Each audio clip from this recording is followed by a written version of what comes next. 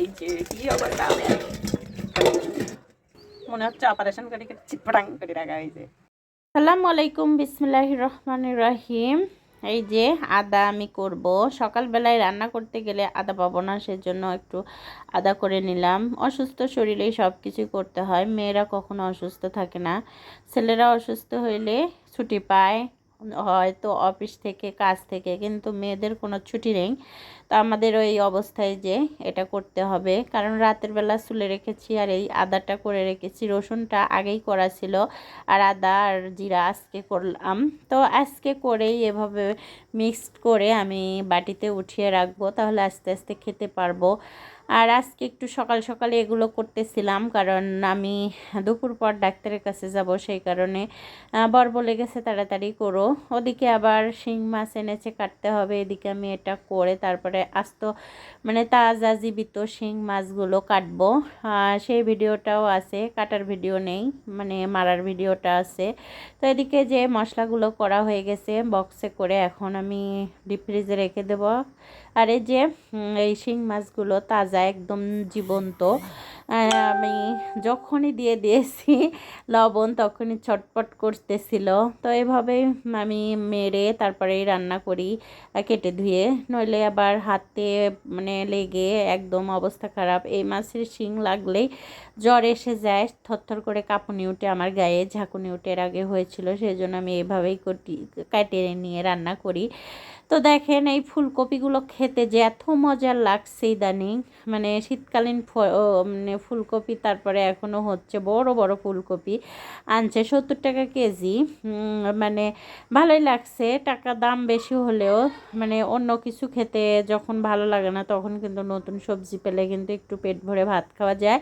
তো দুপুরটা তার দিয়েই রান্না করবো, এই যে মানে দিয়ে দিলাম পেঁয়াজ বেশি করে।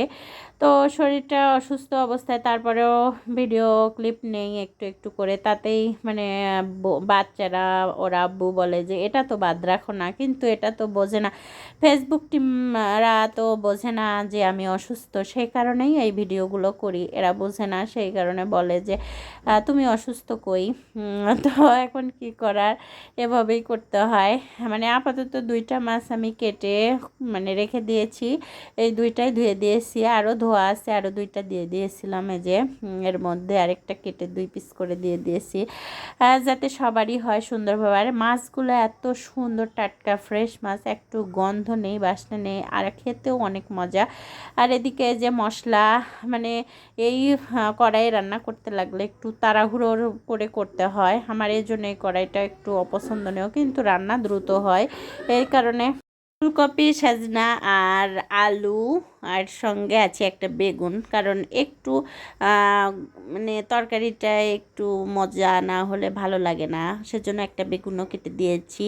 তো অনেক সুন্দর হয়েছিল খেতে, সবাই খেয়ে ভালোই বলেছে, আমার বরটাও খেয়ে পছন্দ করেছে এই তরকারি।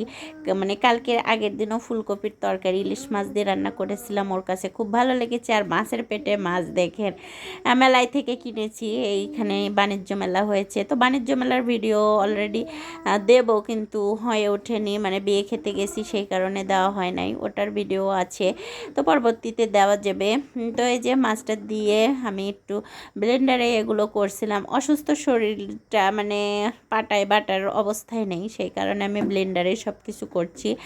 তো পরবর্তীতে যখন সুস্থ হব তখন হয়তো পাটায় বাটবো, কিন্তু আমি এখন যে ব্লেন্ডারটা ব্যবহার করতে পারছি এটাই মাশাল্লাহ আমার কাছে, এটুকুই আলহামদুলিল্লাহ, কারণ এটুকু যে আছে আমার কাছে, আমি তো এই শরীরে এগুলো করার মতোই না। আর এই যে বিকেলের দিকে বেরিয়ে পড়েছি 3টার দিকে ডাক্তার দেখাতে, কিন্তু কারণবশত ডাক্তারটা বসতে অনেক লেট করে, আমি 1.5 ঘন্টার মতো বসে থেকে থেকে চলে এসেছি। বাচ্চাও বিরক্ত করতে লাগছিল, ওর আব্বু আর থামছে না, বলছে টাকা ফেরত নেব, নিয়ে চলে যাব।